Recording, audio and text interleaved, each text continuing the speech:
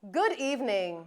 Following a fire at the St. Catherine Parish Court in Spanish Town yesterday, Police Commissioner Major General Anthony Anderson has revealed that the firefighters have not yet ascertained the cause of the fire, but he is thankful no documents were lost. So we're here at the courts at the moment, and fortunately there was a fire here. It seemed to be had confined itself to the roof. The fire brigade came and outed the fire. The fire, they're not sure of what caused the fire, but I think they'll be coming back to do further their investigation. The court administrators that I spoke to and the judge was saying that they haven't lost any records and they'll be ready to go tomorrow for court. So it hasn't created a major disruption to the court process. I don't think we've lost any documents, but obviously the roof will have to be repaired at some point. Matters at the parish court resumed today as scheduled, as the fire did not affect the interior of the building. Director of Client Services, Communications and Information at the Court Administration Division, Mrs. Kadish Fletcher, said staff had already left for the day and they are grateful no one was injured. An assessment will be done in collaboration with the Ministry of Justice with a view to effecting repairs in the shortest possible time. For further information, members of the public may contact the Court Administration Division at 876-754-8337 or email customerservice@cad.gov.jm. Still in news from Spanish Town, Police Commissioner Major General Anthony Anderson disclosed that the parish capital had not experienced violence for a while before a triple murder yesterday. He added that Demain Elliston, one of the defendants in the Klansman 1 Don gang trial, who was freed last month, is back in police custody after he was arrested in Spanish Town last evening in connection with the murder of alleged gang member Paul White, who was killed on Saturday. At the moment, and for some time now, we haven't had any shooting here. It was earlier on. We actually ended up with 2 people shot and killed, and then 1 fatally shot by a police officer in the conflict, and a weapon recovered. Earlier on today, one of the persons who was released recently in the trial, we arrested him with 2 firearms, and he may be somehow involved in this process as well. So we've recovered 3 firearms and captured, 1 fatally and 1 other since today.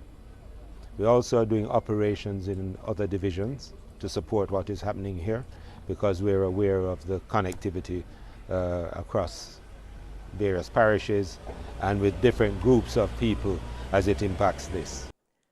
The commissioner noted that the series of deadly shootings in Spanish Town is linked to an internal feud in the One Order gang based in the parish. We had some shootings in the town today. There are obviously 2 rival parts of a gang engaging each other.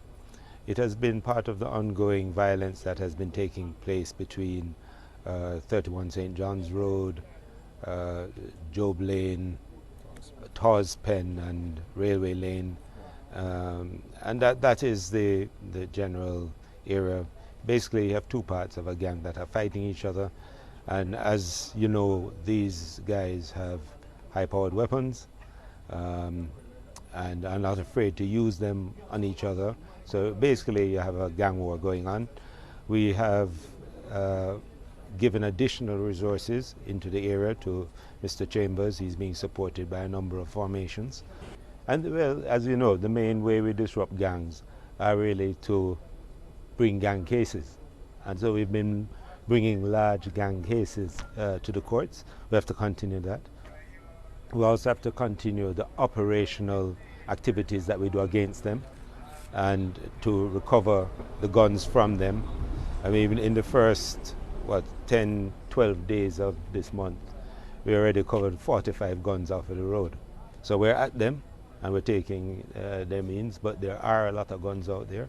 We find as well that persons who we take off of the road with guns are back on the road very quickly, and we're taking them off again with other guns.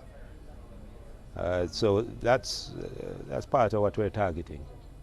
Following the flare-up of violence, the police have imposed 48-hour curfews in some communities, namely Tawes Pen, Job Lane, 31 St. John's Road and Railway Lane. The announcement was made by Senior Superintendent of Police for the St. Catherine North Police Division, Howard Chambers. Since 6 p.m. this evening, we started a 48-hour curfew in areas such as Torspen, Ellispen, and 31 St. John's Road. In addition to having curfew in these areas, we also will be, so to speak, having additional patrols in other areas that are affiliated to this area. We'll also be taking control of the main corridors leading to these curfew areas by setting up vehicle checkpoints. So as to the principle of curfews, we have a commander on the ground. Commander is DSP Edward. For persons, we're asking persons to please work with the ground commander and his supporting system. So we'll be controlling the area, so any in and out of the area, the permission must be sought from the ground commander. We have recovered 2 firearms in the damaged area and have in custody, 1 man in custody for those 2 firearms.